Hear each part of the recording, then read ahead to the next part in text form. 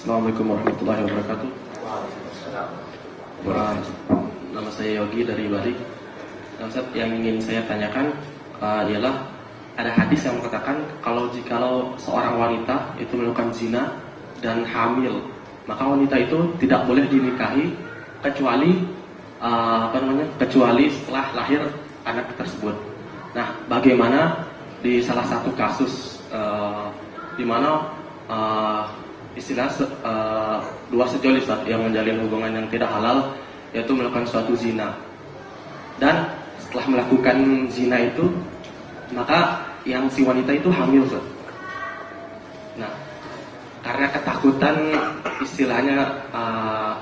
diketahui oleh nikah atau hamil di luar nikah, maka sejoli itu nikah, padahal kita tuh kan haram hukumnya untuk dinikahi karena telah hamil. Nah, bagaimana jika anak itu dia telah menikah ketika hamil hingga melahirkan seorang anak terus dari hasil hubungan tersebut?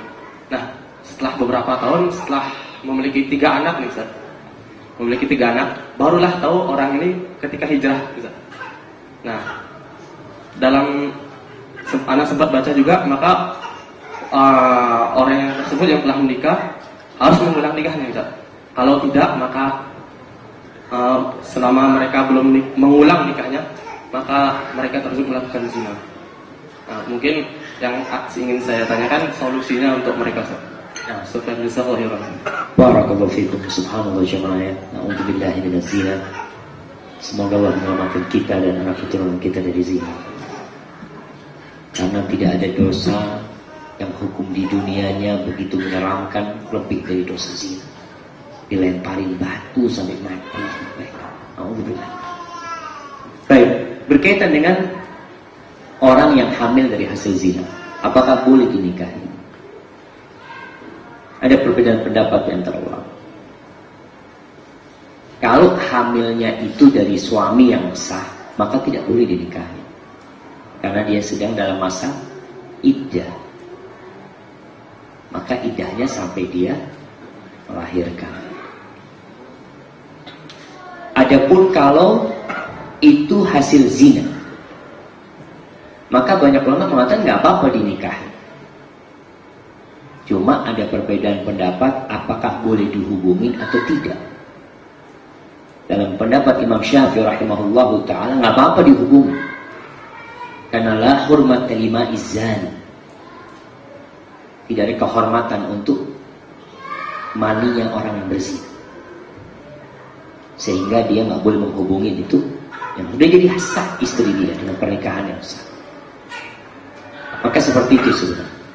Artinya pernikahan itu insya Allah tetap sah. Menurut pendapat yang lebih kuat, pernikahan itu tetap sah, asalkan tadi bukan hamil ada suaminya, karena itu masa iddah, dan tidak boleh menikah dalam masa iddah, dan tidak boleh kau menghubungi zar' ghairihi, yaitu kau menyirami tumbuhan orang lain, nggak boleh, kecuali tadi yang dibicarakan zina. Maka pendapat mazhab Syafi'i mengatakan nggak apa-apa, karena tidak ada kehormatan untuk maminya orang yang berzina. Dengan seperti itu berarti nikahnya sah, nggak ada masalah, tidak harus diperbaharui nikahnya. Tapi kalau dia menikah dengan wanita hamil yang dia dalam masa iddahnya istrinya orang, maka nggak sah pernikahannya. Di situ yang dia harus mengulangi pernikahan dia. Maka solusinya nggak harus dia mengulangi pernikahannya kalau nikahnya memang nikah beneran, bukan pura-pura menikah. Karena ada yang pura-pura menikah sekedar untuk menutupin aib. Dia nggak nikah, enggak, cuma supaya orang lihatlah kalau ini nikah. Maka dia harus menikah. Jadi kiranya seperti itu. Jadi yang tidak sah itu apabila dia dalam masa iddah, hamilnya itu dalam masa iddah. Tapi kalau dari hasil zina, maka pendapat yang lebih kuat insya Allah tetap nikahnya itu sah. Apakah suami boleh? Ini walaupun bukan anaknya dia ya, namun tetap anak itu tidak bisa dinasabkan kepada bapaknya. Anak yang pertama tadi, anak yang kedua, yang ketiga ini sudah dinasabkan kepada bapak. Jadi anak-anak itu tetap bersaudara jamaah, tapi satu ibu. Yang pertama itu satu ibu, pertama yang 2 orang itu, tapi satu bapak tidak. Hadza wallahu a'lam bissawab.